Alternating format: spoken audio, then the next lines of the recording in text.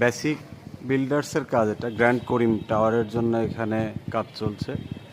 এই হলো করিম টাওয়ার।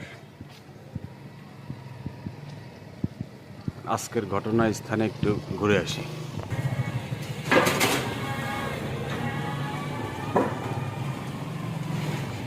এ হলো নির্মাণাধীন ভবন, নির্মাণাধীন ভবনের কাজ চলছে।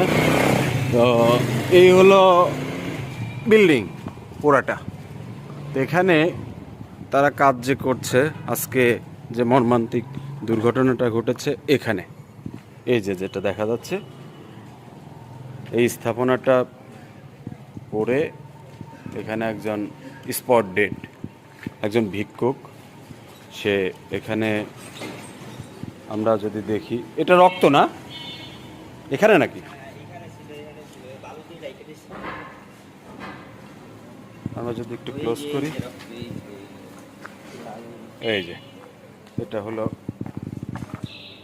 রক্তের দাগ।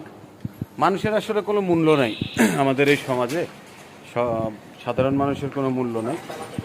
7 তলা থেকে এই স্থাপনাটা পড়ে স্পট ডেড, সরাসরি ঘাড়ের উপর পড়ছে না, রাইট? মাথায় পড়ে এটা এখানে এই লম্বালম্বি করেই পড়ছে, দেখা যাচ্ছে দাগটা।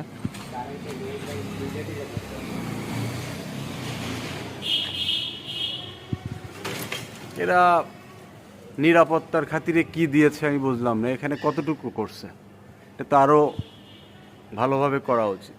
আর এখানে প্রত্যক্ষদর্শী বা এখানে বাসিন্দারা যেটা বলছে যে ইফতারের আগে পরে যদি ঘটনাটা হতো তাহলে হতাহতের মানে সংখ্যা, লাশের সংখ্যা অনেক বেড়ে যেত। কারণ এখানে এই দোকানপাটগুলো থাকে, এখানে দোকানপাটে যত, এটা চায়ের দোকান, এটা মুদিখানার দোকান, বিসমিল্লাহ জেনারেল স্টোর, এবং এটা চায়ের দোকান। তো এখানে অনেক মানুষের যাতায়াত, অনেক মানুষের অবস্থান করা। তো ইফতারের পরে বা আগে হলে এখানে আরও হতাহতের সংখ্যা বেড়ে যেত, বেশ অনেক লাশ পড়তো।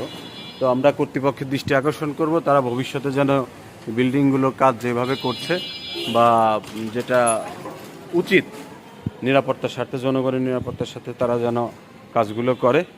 ধন্যবাদ সবাইকে।